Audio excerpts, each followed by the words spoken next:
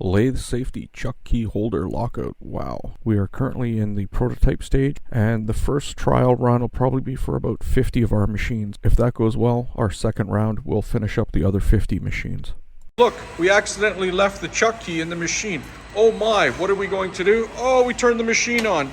Oh, and on and on. I'm trying to turn it on and nothing happens. What do? Pull it out, put it back into the holder.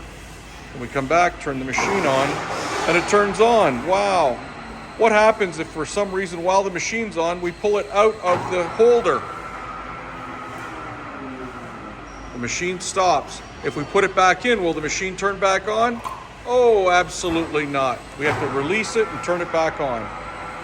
What is our current progress? We're in our third prototype. We have switched from a upward facing microswitch to a downward facing microswitch, so it cannot be clogged with chips. The most important thing is I will be posting everything online. The STL files, the video files, everything that'll show you how to do this. The general idea is I want to keep this total cost under $25 per unit. I have no interest in making money off of this. I just want to produce a part that is safe for everyone. This is not the first lathe safety device that I've created. My polishing tool is the first one. This is the first prototype that was created. There was some structural issues.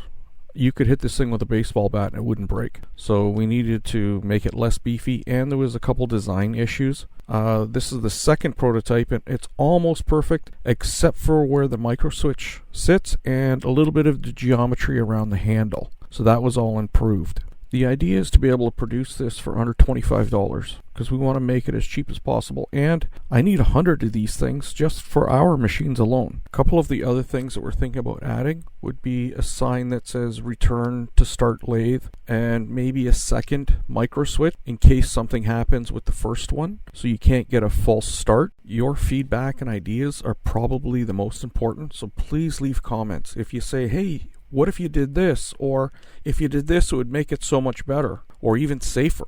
Or if you got an idea of something else we could make, which would make things safer in the shop, I'd really appreciate hearing about it. Okay, thank you for watching. Have a great night. Oh yeah, I almost forgot. Please like and subscribe.